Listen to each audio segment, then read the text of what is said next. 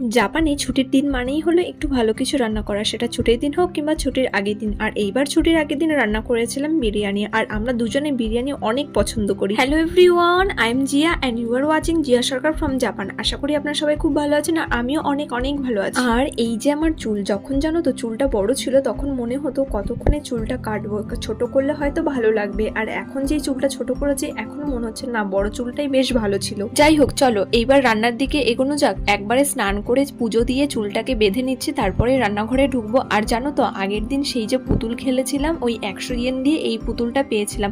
আমার তো বেশ পছন্দ হয়েছে, আর আমি জানো তো এতবার খেলেছি কখনো পাইনি।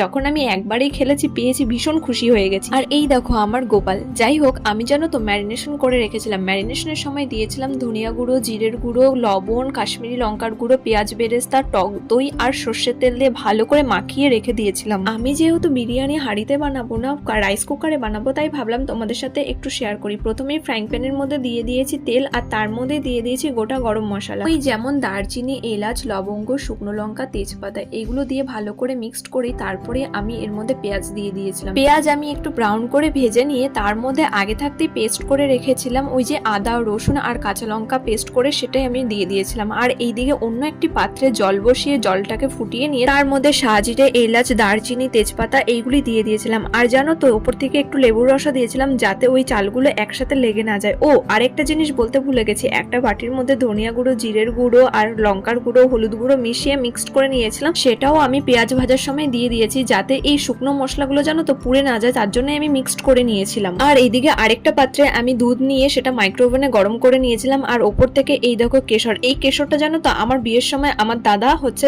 দুবাই থেকে নিয়ে এসেছিল, তত্ত্বেতে দিয়েছিল, তো সেই কেশরটা আমি আবার এখানে নিয়ে চলে এসেছি। তো সেই কেশর দিয়েছি, আর হচ্ছে ঘি, তার সাথে 4 ফোঁটা মিঠা আতর দিয়েছিলাম। আমি কেওড়া জল আর গোলাপ জল এইসব আমি ইউজ করি না, এইগুলো দিয়েই আমি বানিয়েছি বিরিয়ানি। যেহেতু রাইস কুকারে বানাবো, ওইদিকে আমি চালটাকে ওই 60% মতো কুক করে নামিয়ে রেখেছিলাম, তাই আমি সেটা আর ক্লিপ নিইনি। আর এইদিকে আমার মাংসও রেডি হয়ে গেছে, মানে মাংসটা কষানো হয়ে গেছে, খুব বেশিও কষায়নি, যেহেতু ওই যে রাইস কুকারে কুক হবে তার জন্য। বিরিয়ানি বানানোর এই প্রসেসটা আমার সব থেকে বেশি ভালো লাগে। যাই হোক, রাইস কুকারের পাত্রটির মধ্যে আমি ভালো করে ঘি মাখিয়ে নিয়েছি, তারপর এই দুধে ভেজানো কেশরটাও আমি দিয়ে দিয়েছি। আর এই যে এই বড় বড় লেগ পিস গুলোকে আমি জানো তো নিচে দিই, যাতে ওয়েল কুকড হয়, কিন্তু প্রতিবার নিচে দিয়ে আর প্রতিবারই ভুল করি, এত বেশি ওয়েল কুকড হয়ে যায় জানো তো, পরে তুলতে যাই তখন ভেঙে যায়। যাই হোক, এই যে ওপর থেকে তারপর বিরিয়ানি মশলা দিয়ে আর পেঁয়াজ বেরেস্তা দিয়ে ভালো করে আমি গার্নিশ করে নিয়েছি, তারপর ভাতটা আবার দেবো। কিন্তু তার আগে তোমাদের সাথে শেয়ার করবো কিরকম লাগছে, লুকটা দেখে বলবে দেখো তো কেমন লাগছে। তো এরপরে আমি এর উপরে দিয়ে দেবো ভাত, আর ভাত দেওয়ার পরে আমি আবার সেম প্রসেস তৈরি করব। যাই হোক, তোমাদের সাথে একটু শেয়ার করি। তোমরা আমাকে অনেকেই জিজ্ঞাসা